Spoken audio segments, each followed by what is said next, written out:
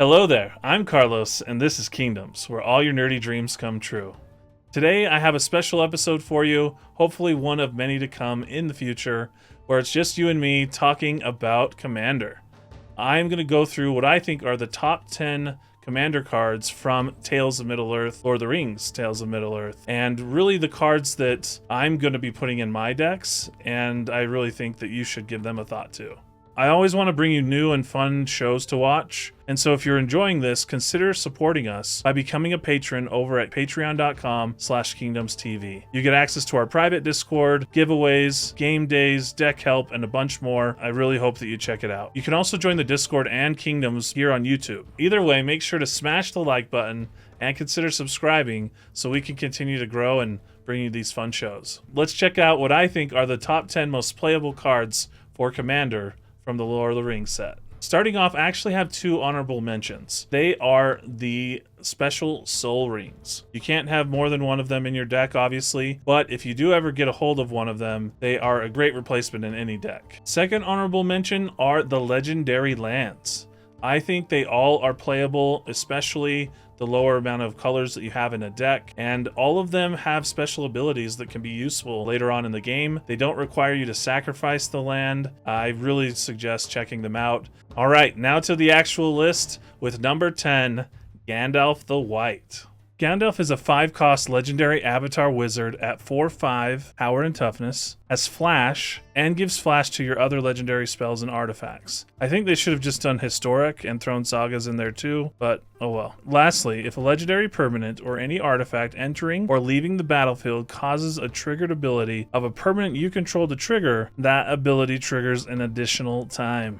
Gandalf does a lot, and most artifact decks that run white should play him. On top of that, I'm going to be redoing my Teshar deck with Gandalf at the helm, as it does so much of what that deck wants to do, and more. Solemn Simulacrum hasn't been played as much lately, but with Gandalf, he doesn't need to be sad anymore. At number 9, we have Forge Anew. When Forge Anew enters the battlefield, return target equipment card from your graveyard to the battlefield. As long as it's your turn, you may activate equip abilities anytime you can cast an instant. You may pay 0 rather than pay the equip cost of the first equip ability you activate during each of your turns. Forge Anew does everything you want in an equipment deck. For whatever reason, opponents love to kill your good equipment, and this brings one back for cheap. On top of that, you get to equip Batterskull or Colossus Hammer for free. At number 8, I have Call of the Ring.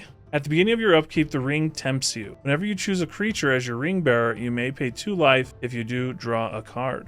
This is exactly what I'm looking for when drawing cards outside of a blue deck. This starts the tempting process, which allows you to loot eventually and adds some extra bonuses to a good creature. But more importantly, you get the choice to pay the life when you draw cards each turn. I think this is one of the more underrated cards in my top 10 list. At number 7, we have Orcish Bowmasters. The Bowmasters are a 1/1 for 2 with flash that says when Orcish Bowmasters enter the battlefield and whenever an opponent draw a card, except the first one they draw in each of their draw steps, Orcish Bowmasters deals 1 damage to any target, then amass Orcs 1. I think a lot of you might have the Bowmasters lower in your list, as it is a ridiculously powerful card, but in my opinion, that's all it is. It really doesn't have its own flavor outside of how good it is. It really should be in any kind of high power or CDH deck, because it's just amazing.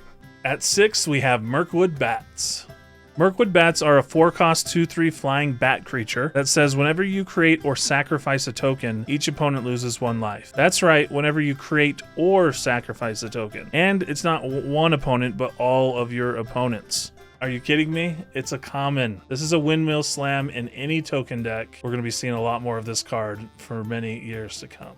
At 5, we have Elven Chorus. This enchantment says you may look at the top card of your library at any time. You may cast creature spells from the top of your library, and creatures you control have tap, add 1 mana of any color. The reason this card is on the list and so high is twofold. It's essentially a draw engine in green, and it turns every single creature you control into a Birds of Paradise. This will allow you to vomit so many creatures onto the board and be prepared to do even more the next turn. Any creature-based deck that's in green should think about playing this card moving forward. Speaking of mana dorks, at 4, we have Delighted Halfling.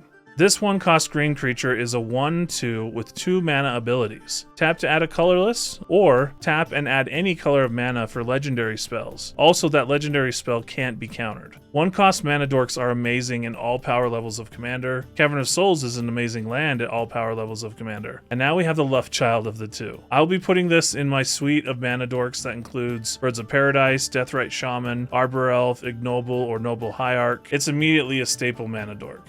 At 3, we have Aragorn the Uniter. Aragorn costs 1 of every color except black for a 5/5 legendary human noble. When you cast spells of a color, you get bonuses. For white, you get a 1/1 human soldier token. For blue, you scry 2. For red, you do 3 damage to an opponent. For green, target creature gets +4/+4 until end of turn. I have Aragorn so high on my list because it's now one of a very few non-partner options in these commander colors. Previously, you had to have group hug decks with Meletis or Landfall from Omnath. Now, Aragorn allows you so many more options. You can play mainly into one color, or you can play all multicolor spells, or somewhere in between. All in all, it's easy to switch to Aragorn if you were choosing a random partner pairing to play these colors before. At number 2, we have Lotho the Corrupt Sheriff. Lotho costs 1 black and 1 white for a 2/1 legendary halfling rogue. Whenever a player casts their second spell each turn, you lose 1 life and create a treasure token. That's any player, you and your other 3 opponents. So this could happen 4 times a turn technically. It's unlikely, but even if you're getting just 1 treasure per turn, that's huge when it comes back to your turn. I honestly think this card is an accident. The reason is so many cards nowadays say this ability only triggers once per turn. It feels like this should be one of them. Because it doesn't have that though, this is one of the most amazing cards in the set and should be in any deck that can run it. Lastly, at no one's surprise, the One Ring.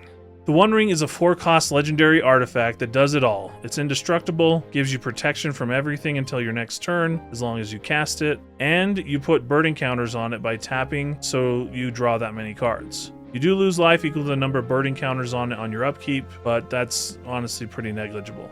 Now, to be completely honest, I didn't realize how busted this card was until I played against it. You'll have to check it out in our gameplay videos. It's the first episode and the 4th episode that we did Lord of the Rings. The One Ring showed up and it made a big difference. Well, that was my top 10 most playable cards for Commander from the Lord of the Rings Tales of Middle-earth set. What did you think? Did I miss anything that you would put on your list?